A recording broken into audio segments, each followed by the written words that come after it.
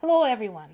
It's common sense that it is easier to battle something when you keep it from coming into existence. It is easier to take out a drone making plant or weapons making plant than shooting down individual drones and missiles, which is exactly what Ukraine continues to do.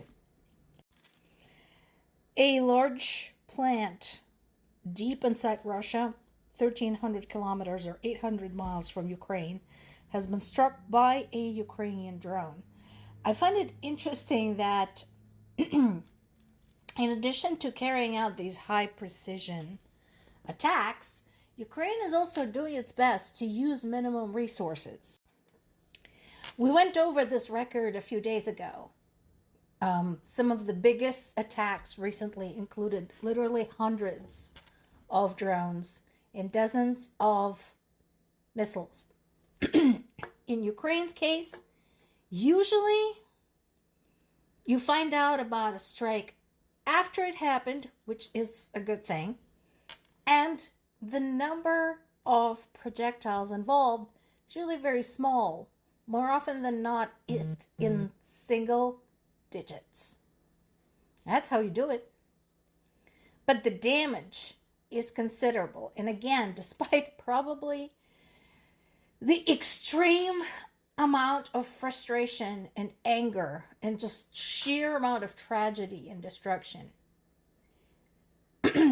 Ukrainian government, Ukrainian military is doing its best not to lose its shit. Because yes, considering what they have done so far, it must be extremely tempting to just unleash a series of attacks scattered all over Russia and just hit some shit, regardless of what it is, regardless of what it's related to, regardless of what it's making, regardless of who lives there. But they haven't done so, even though at this point they've more than proven that they have the capability. But they're wisely staking to targeting only the military objects. That said, Ukraine is stepping up drone production.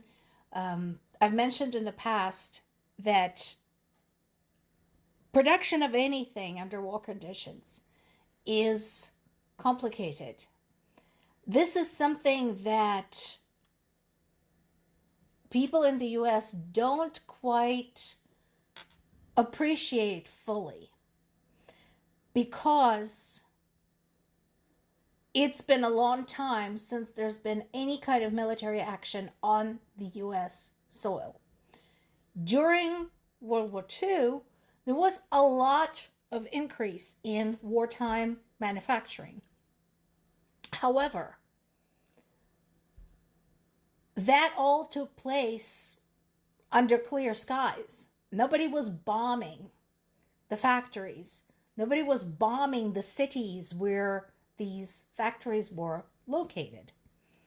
Not so among the countries that were being actively attacked at the time, back in Europe, in Britain, and not so now in Ukraine. So when we're saying they are ramping up manufacturing, I want everybody to consider the logistics of any type of industry.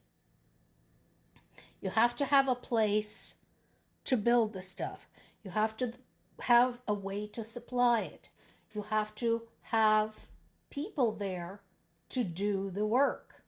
You have to have some place to put all of that into. You have to have a way to get it to where it's needed. Now imagine all of that happening while having the shit bombed out of you to fully appreciate the picture.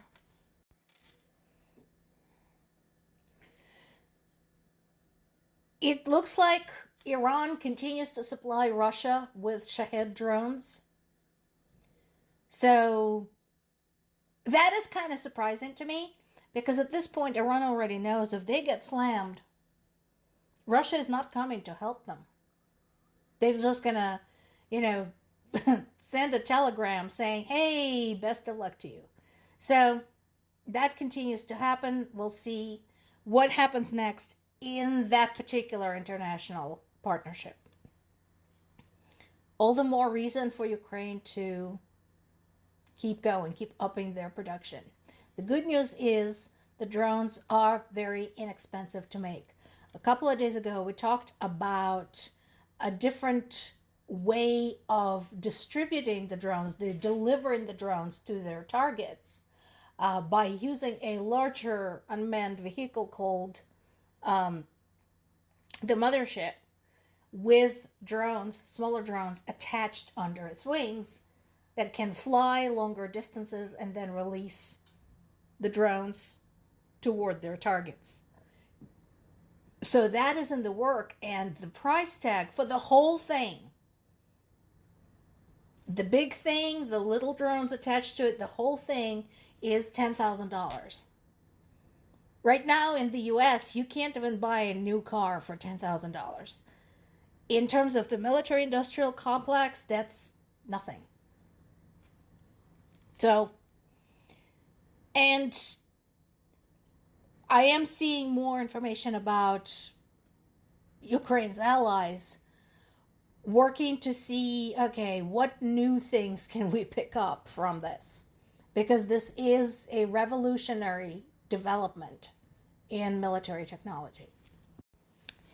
Okay, what is going on in the Ukrainian East? So I want everybody to treat this as a developing story. Russia is saying they have completely taken control of Ukraine's Luhansk region. Again, so far, we only have Russia's word for it. And that particular part of the conflict is complicated.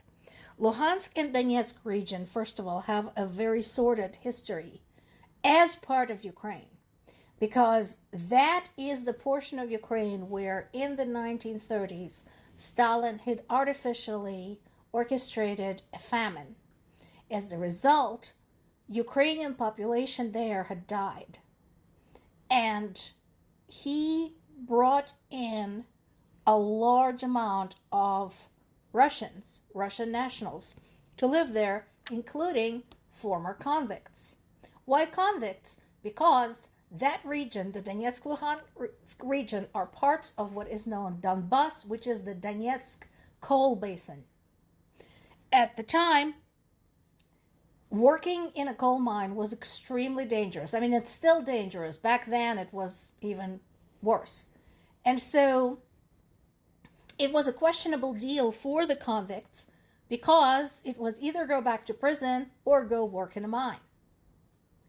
So that is why the relationship between that region and the rest of Ukraine has been less than friendly.